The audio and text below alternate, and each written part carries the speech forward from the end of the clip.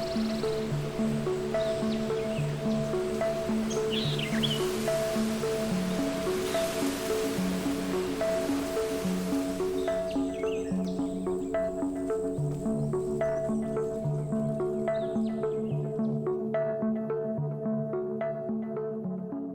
can be in the highest position in the bank and have a new car and an amazing house with a pool, but are you really happy? Are you really happy and content with who you are? Are you really happy and content with what you have created for your life, for yourself, for your family, for your friends? Are you really honest with who you are? Because sometimes we go out and we can have a nice face and hi, namaste, how are you? You know, all of that. But if it's not coming from a place where you're actually being authentic, it's still darkness.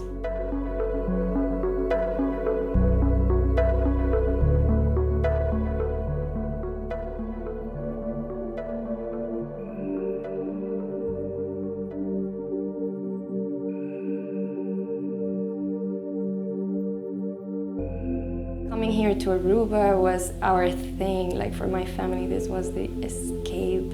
We used to come every single year, the first weeks of December, because it was the cheapest, and it was so beautiful. Every time I saw the colors of the ocean, that was always bringing me to a place in my heart. I never knew I was gonna live here, but that was like my dream, to have a place here.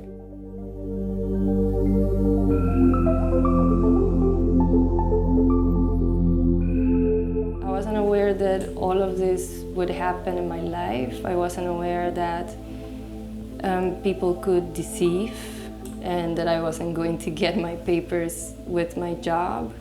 I wasn't aware that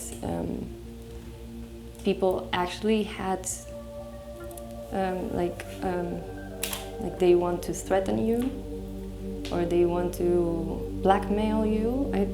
I was super innocent in that sense, like in Aruba, yeah.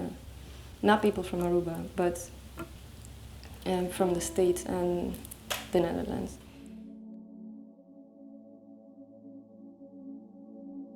Like, no human can be illegal. No human can be illegal. If you were born and you have the power of life inside of you, who is going to tell you otherwise? A law? No.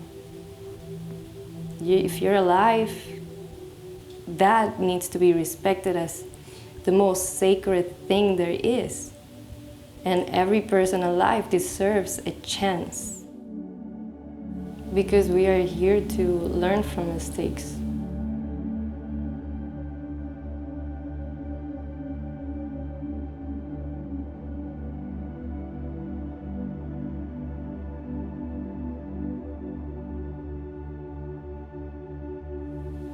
And for example, if we have a baby and we don't let that kid make mistakes and draw the walls instead of a paper, and we lash out at that kid understands, I cannot do that.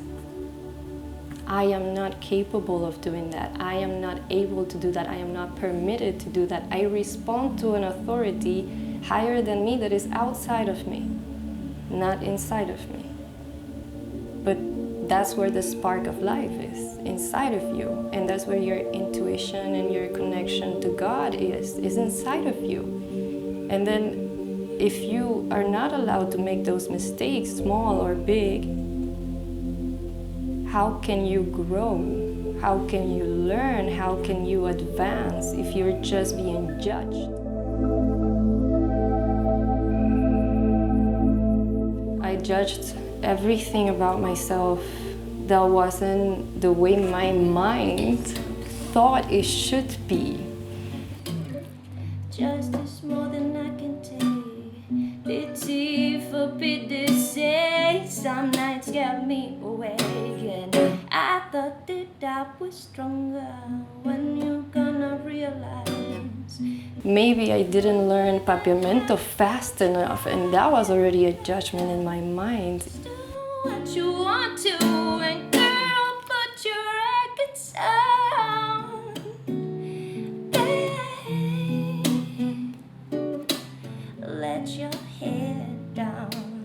Sava and faded jeans. I hope you get your dreams. You go ahead and your head down. Yeah, yeah.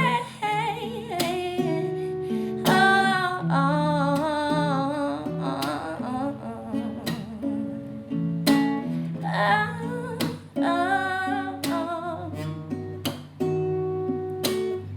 you go ahead and your head down, 'cause you're gonna find yourself somewhere, somehow.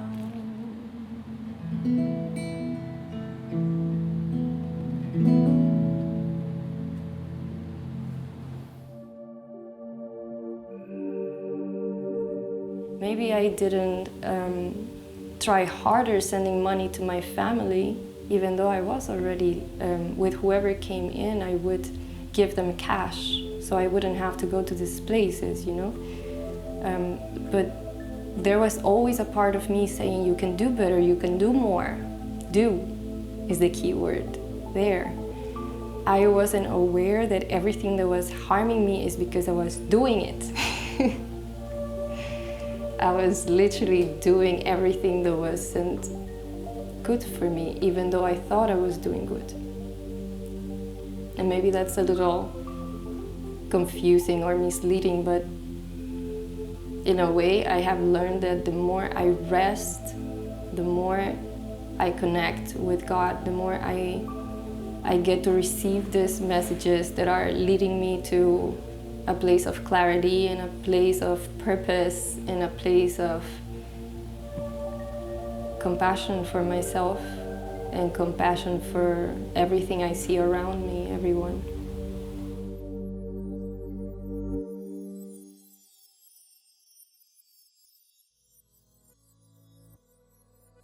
Well, it's not that doing is bad, it's that doing without consciousness of what you're doing, without awareness of what you are projecting, that's different. Because I was doing all of that, creating all of those jobs for myself, but at the same time I wasn't aware that I was driven by a sense of lack.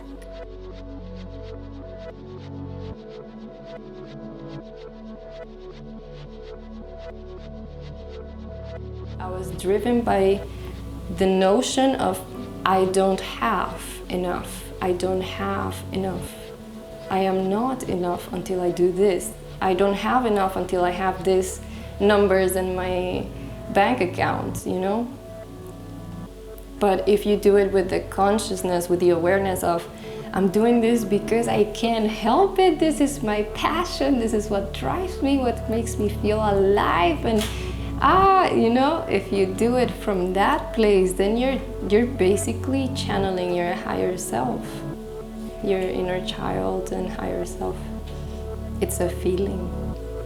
It's a knowing, but that knowing doesn't come from the mind, it comes from the heart. Like when you feel that heart explosion, that heart expansion, and I'm not just saying like things that give you a thrill, like jumping out of a plane or something like that, but actually something that is giving you a sensation that, oh my God, you're on the right path, or you know, it's a knowing. I cannot even give it that phrase because it's a knowing, it's a feeling, your heart knows already. And for me, your heart is the wiser brain you have in your body. The thing that you see here actually came to be because that's what I used for myself, for healing myself, and that's how I found like a channel for me to drain myself from crappy emotions and wherever I was, I actually felt that these things were helping me in a very good way, because every time I started feeling depressed or anything, I actually created a pendant that I would put a couple of oil drops in it, and you can do it in the mala, for example. It has lava stones. That was the way I started, and then I created this spray. So I first started with the oils, just oil blends for myself, especially with geranium and rosemary. I loved it. And then I started applying it in a rose water base, and it became an obsession. And I also have like sprays for the car, because I don't really like those harsh smells that they sell around. So I just use the spray in the car, and oh my God, it feels amazing. And because I started using the stones for my own healing, stone was really special for me, not only because I love the white color, it reminded me of just light. Because the stone is such a subtle stone, but when you're meditating with it in your hands, it actually makes you feel elevated. And I started using also shamanic tools like sage, and applying roses and flowers to my rituals and my ceremonies that I did for myself, like just putting some flowers and roses in the water. And after showering, I would just pour it on top of me, and I felt like a goddess. I felt like, oh, nature was embracing me or something, you know, something special. I know it sounds silly, but it had a meaning for me that was bringing me back to life little by little. And so I started making these bundles.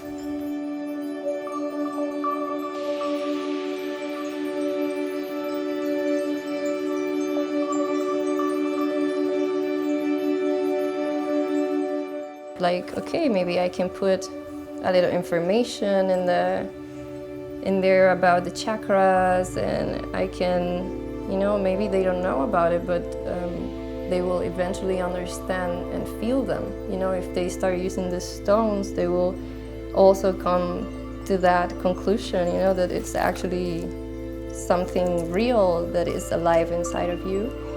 And so I started making this bunch of informations, and I explain how to use your crystals, how to wash them, how to take care of them, and how to set intentions. And I place always a little bit extra, so you're not only receiving the stones that you're using, but you're also receiving a little extra gift. There are so many things we can do to bring us back to that heart center, that neutrality, that non-reactive place or energy. So the work we do with our physical bodies, with our minds, with our energy, and what I have been dedicating my life to is to find that out for myself, and that has helped me guide others into finding that out for themselves. So I'm not here to heal you. I'm here to understand and appreciate you from a point of non-judgment and absolute unconditional love, to a place where I can love you. I can love you so much. I see what you're needing. And sometimes I cannot say it to you, but sometimes I hint it. Because the unconscious mind is taking everything in, and even in your sleep, you're gonna find that out for yourself, that there was a message there for you to understand when you're ready to understand.